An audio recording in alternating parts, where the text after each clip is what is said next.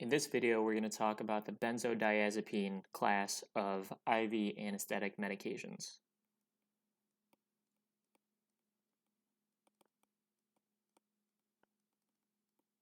Benzodiazepines. And we're going to focus a little bit more on one of the more common benzos that we use, midazolam, although I'm going to touch on diazepam and lorazepam as well, just very briefly. So, like all of our other drugs, the first thing we're going to do is we're going to talk about the mechanism of action. The mechanism of action of the benzodiazepines is going to be at the GABA A receptor. GABA A receptor. And if you recall, this receptor, GABA, this receptor allows GABA to bind to the GABA A receptor, opening the chloride ion channels, allowing chloride to go into the cell, resulting in hyperpolarization.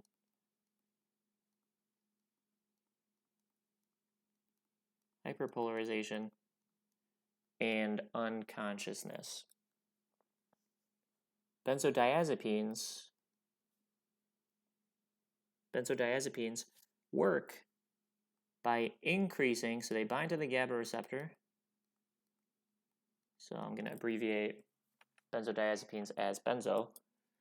They're going to bind to the GABA receptor and they're going to increase the frequency at which the receptor or the channel opens. Increase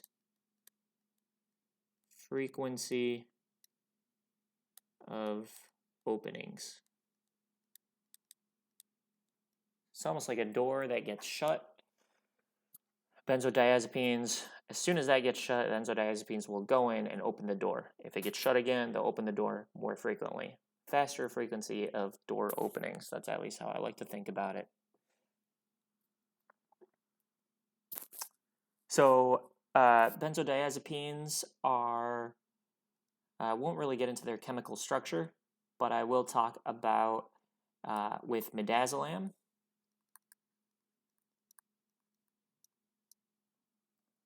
Midazolam is usually acidic in its packaging, so when you give that medication, it is going to be painful on injection. That's why you need lidocaine. With diazepam and lorazepam,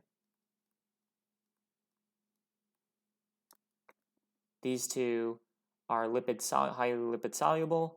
So in order to make them a little bit more water soluble, the companies have added propylene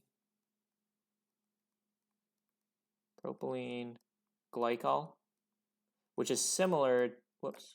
Propylene glycol, which is similar to the additives that get added into propofol and etomidate. And I think in my etomidate video, I wrote glycerol.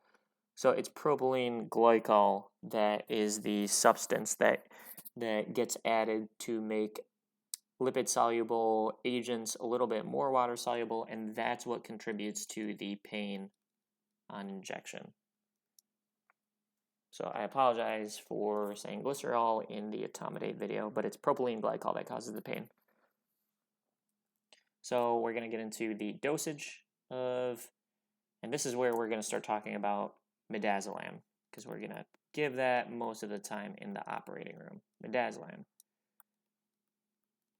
So our dose in the IV form, it exists in IV form, IM form, intramuscular, and oral form, in intranasal form, but we're going to talk about the IV form. Its dose is 0.05 to 1 milligram per kilogram, and that's for anxiolysis.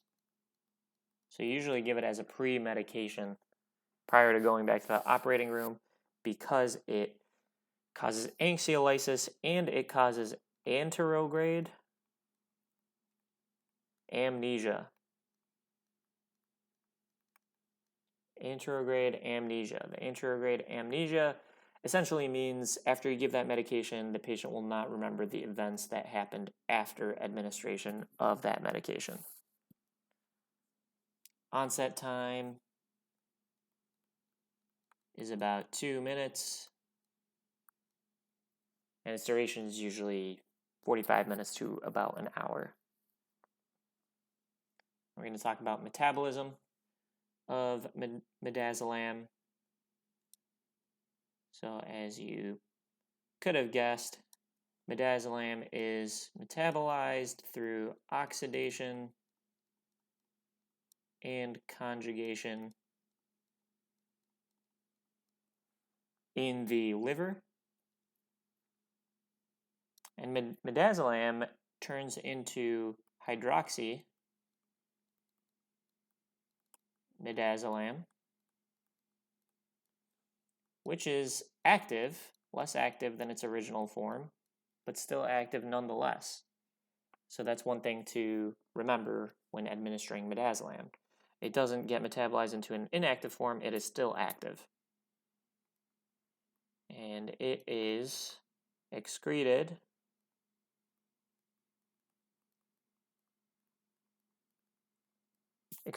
by the kidneys. And one thing to keep in mind here is that midazolam gets metabolized through the cytochrome 450 enzymes. So one pearl to know is that medications that stop that inhibit the cytochrome 450 enzyme will increase midazolam's effect and prolong its duration. So a medication that does this is an antibiotic, erythromycin. It's just something to store in your memory. Now we're going to talk about effects of benzodiazepines, and this applies for all benzodiazepines. So in the heart, in the lungs, and in the brain. So in the heart, you just get a slight decrease in your blood pressure and your cardiac output, but nothing too crazy. So it's relatively okay to use in patients who have heart disease, as it only slightly decreases your blood pressure. In the lungs, you're going to see a dose-dependent respiratory depression.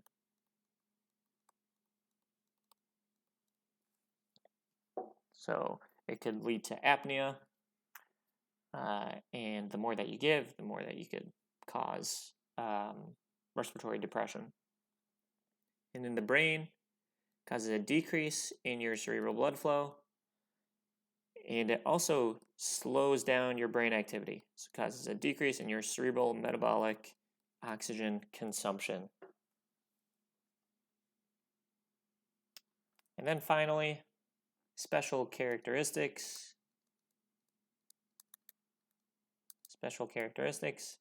We talked about the propylene glycol, but one special characteristic to note is avoid in pregnancy,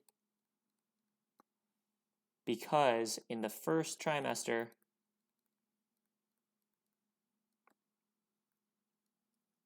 giving administration of benzos could potentially cause a cleft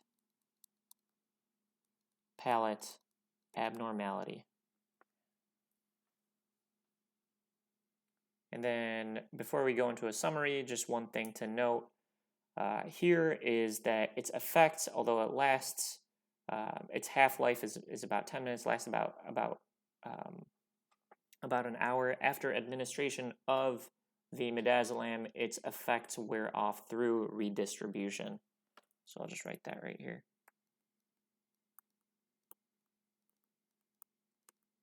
Redistribution.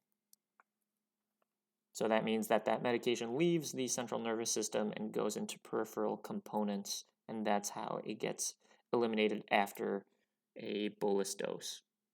So to summarize, benzodiazepines increase the frequency of GABA channel opening. Midazolam burns because it's acidic. Diazepam and lorazepam burn because of the propylene glycol. Midazolam's dose is 0.05 to 1 milligram per kilogram for anxiolysis and anterograde amnesia. Onset is 2 minutes. Its effect wears off due to redistribution. It's metabolized via the liver through 450, oxidation, and conjugation. It's still active after metabolism, and it's excreted renally. Erythromycin will block this metabolism, which will increase midazolam's effect in duration. Has minimal cardiac depression. It could cause a slight decrease in your blood pressure. Respiratory depression that is dose dependent, and a decrease in your cerebral blood flow and your metabolic oxygen consumption in the brain. And avoiding pregnancy the first trimester could cause cleft palate.